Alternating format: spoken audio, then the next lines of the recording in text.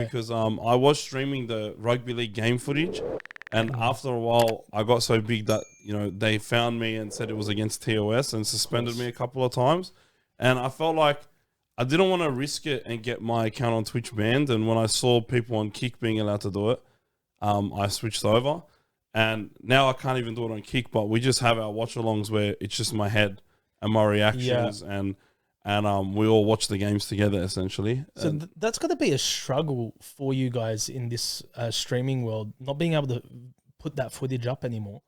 What's the league doing in that? It's really tough, like because like everyone's on different timelines as well. Like there are people watching on live TV, people watching on KO, people are watching on KO where they're lagging. So everyone's on different time bands. Whereas when you're got the footage there, everybody's just watching you. Yeah. But obviously there are reasons why, because of copyright and everything like that.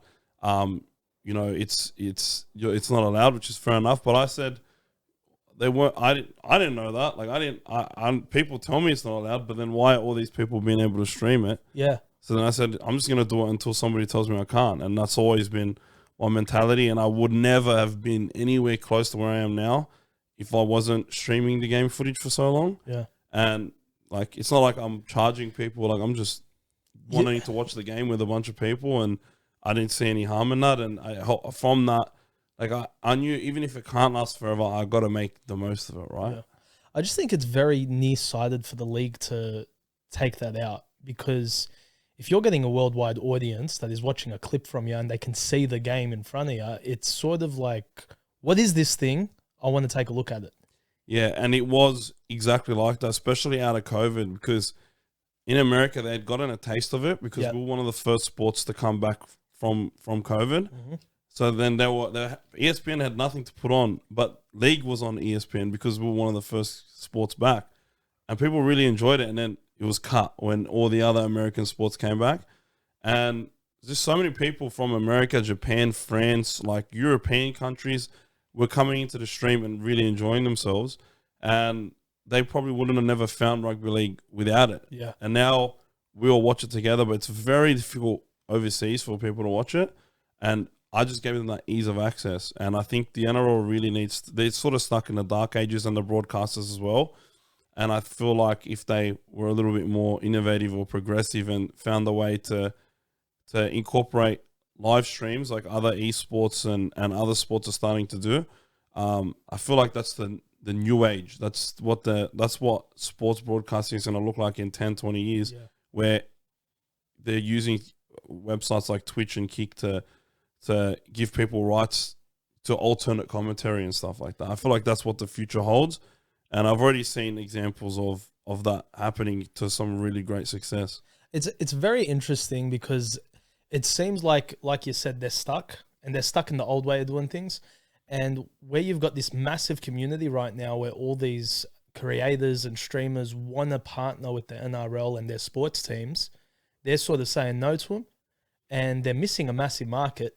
But then you see them go to Vegas and then they're like, oh yeah, let's get American streamers in on it. Let's get American creators. And it's just like, what are we doing, boys? Yeah, it can really be tough. And I know they really want to grow the game over there. But I'm telling you, the best way to grow the game over there is via social media. But you run into the issue where they just copyright block everything. Even on Instagram, like there are months where I can't even post because everything gets taken down instantly. Dead set. And it's just because, but it's not the NRL, it's the broadcasters. Yeah. They've got the rights and they enforce their rights. And the NRL has to essentially listen because they've got a contract, right?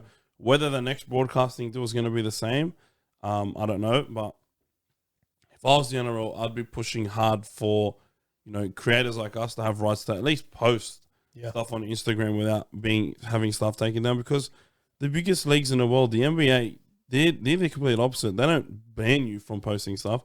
They know their league is a highlights league. They go and give you the footage, like they give the general public all of the highlights for download in full HD, 4K, so that they can post and they can do edits and they can do all these stuff, because that's what grows the game. And that's why the NBA grows so much, especially in Europe, like outside of the US. They're experiencing a massive amount of growth because the NBA is a lot of fun to watch. It's always on. And in countries like Australia, it's on at a normal time, not at 3 a.m. It's on at lunchtime, Yeah. 3 o'clock. You know what I mean? It's very easily accessible for people. So I feel like they understand it.